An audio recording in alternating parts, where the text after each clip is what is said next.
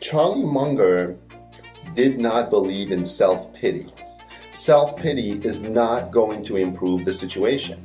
It's a ridiculous way to behave.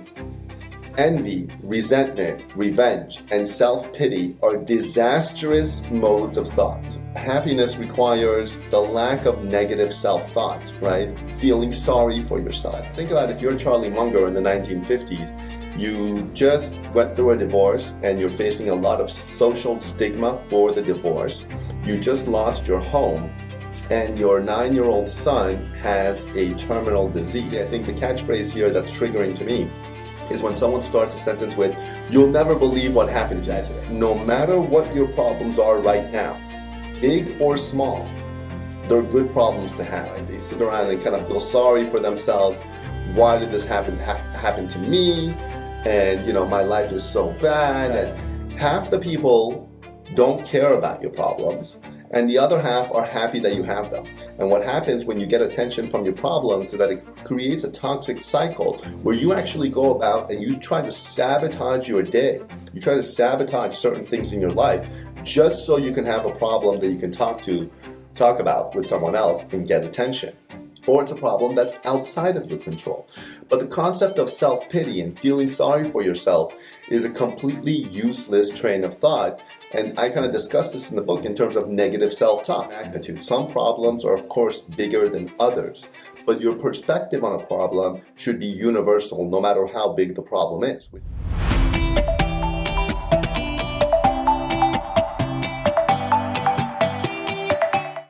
Hello and welcome to another episode of the Good Problems Podcast. I'm your host, David Nima. I am an attorney by trade and a life and happiness coach. In today's episode, we are going to be discussing breaking free from self-pity, advice inspired by Charlie Munger. Now, some of you may know of who Charlie Munger is. Charlie Munger was one of the most successful and prolific investors in the 20th century and early 21st century. He's also widely known as Warren Buffett's partner in a lot of investments, and they're very close friends.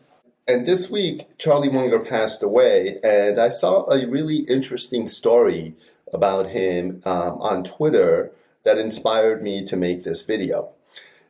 Basically, Charlie Munger did not believe in self-pity.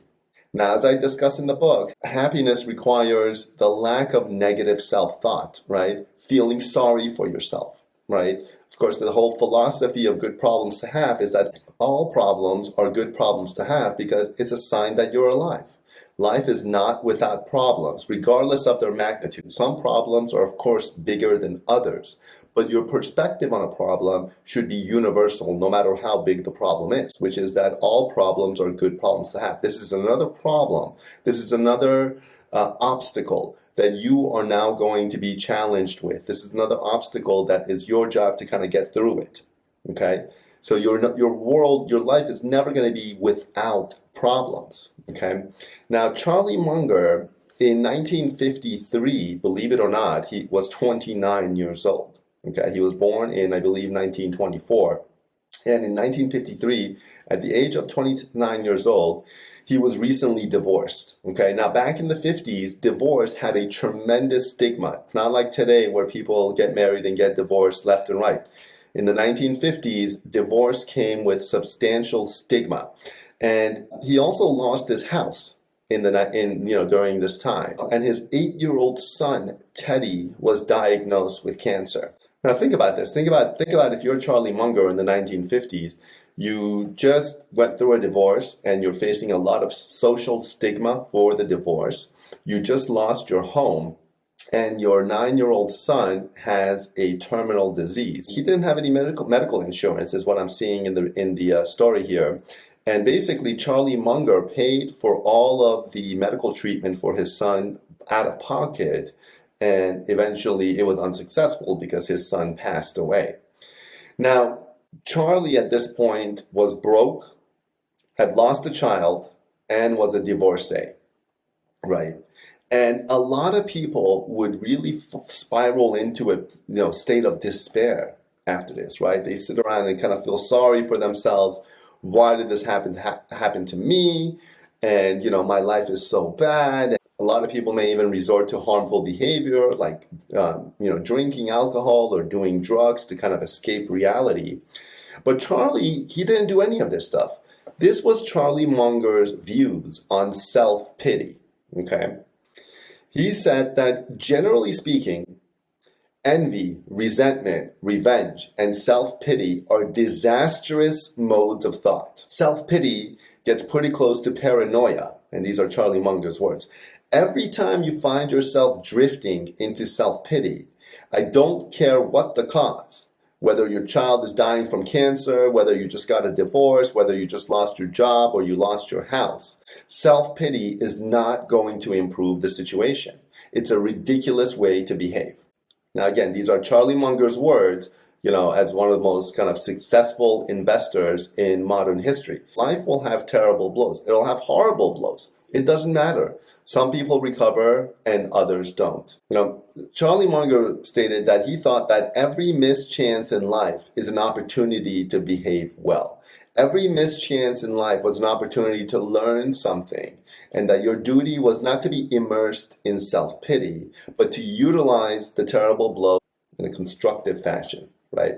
So basically what Charlie Munger is saying, and he's truly lived it, is that no matter what happens to you, what type of terrible event happens to you, whatever type of unwelcome circumstances happen to you. Let's say, you're facing bankruptcy. Let's say you're facing divorce. Let's say there's a death in the family. You ended a relationship. There's a lot of quote unquote bad things that can happen to somebody.